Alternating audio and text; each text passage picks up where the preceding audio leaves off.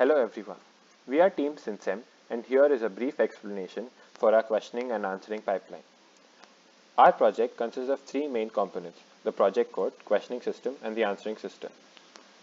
First, we will explain the questioning system, which comprises of three major components: the preprocessing, question generation, ranking and output. Under preprocessing, we have selected paragraph elements and formatted out the titles and their respective subtitles to avoid ambiguity in question generation. This avoids questions to be generated from short titler sentences. These selected elements are then converted to the ASCII format to avoid unnecessary UTF-coded characters. Next, we reduce the file to a list of required sentences. Finally, the sentences are run through a pipeline to resolve coreferences, and these are replaced with their noun or verb phrase. After this step of coreference resolution, we proceed to replace partial names with full names.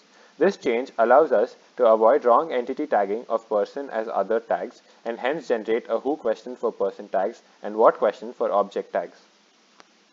Our question system generates questions of three basic types, namely polar, a yes or no question, factoid, one-word answers questions like when, where, what, who, which, and how many, and long answer questions like why and how.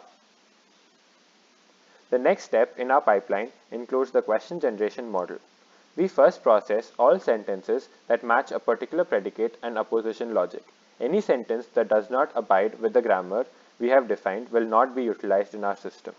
Our grammar for the model is currently capable of retaining about 80 to 85% of the original sentences. We then send the sentences to all question type generators, where we verify if a sentence can generate questions for a given type by checking the parse tree. Using this parse tree, we also find the head word and the predicate. We then generate the question using the NER tags based on the question type. For example, in cases of what and who, we check for NER tag to be a person, organization, or location respectively. At the same time, we look into the verb and the noun phrase and replace the head word with a question type, after which the tree is restructured. Finally, we generate question duplicates by replacing certain nouns, verbs, adjectives, and adverbs with their synonyms, hyponyms, and hyponyms. Additionally, in case of polar questions, we also replace words with antonyms.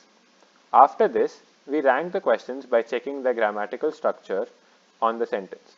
Any sentence which does not fall under this is removed. Also, to generate the required number of questions, we select the top sentences in our list and format them before outputting to the screen. Now we will discuss the answering system. Our target for the answering system is to have maximum recall so we can preserve maximum amount of knowledge relevant to the question. Answering system has these 5 modules and we will be going through each of them.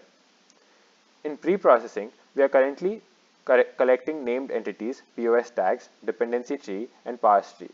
In case of article preprocessing, we are separating paragraphs and resolving coreferences. In paragraph selection, we are extracting the most relevant paragraph with respect to the question. We do this by ranking each paragraph based on the TF-IDF, bigram, and trigram scores. The top ranked paragraph is returned. In sentence selection, we rank each sentence of the top selected paragraph based on TF-IDF, bigrams, and word-to-X similarity between question and sentence phrases.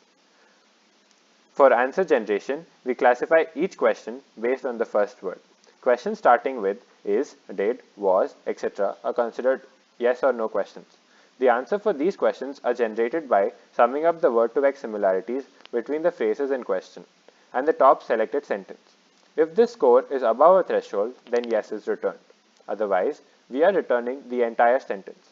We choose the value of the threshold statistically by running over 1,000 questions. We are not printing no because this method generates incorrect answers for approximately 2% of the questions, which was affecting our target of achieving maximum recall. In order to answer one-word questions, we collect all the named entities in the top selected sentence and throw the entity appropriate to the question. For instance, location entity is returned for where questions. In order to answer long questions, we take all the sentences along with their scores generated during sentence selection module and accept all the sentences with a score above a threshold. which is the mean of all the sentence scores. The final answer is simply the concatenation of all the accepted sentences in the same order as they existed in the top selected paragraph. With this approach, we preserve the context, grammar, and all the relevant information in the best structured form. We have an evaluation system in every module to systematically remove all the irrelevant answers so that our search space is focused towards the relevant information. We have done the evaluation by calculating a minimum threshold for each module. If the results are below this threshold, then those results are discarded and won't be considered in the next module. With this approach, our code is much faster and creates the best results. Thank you, and here are a few references for our project.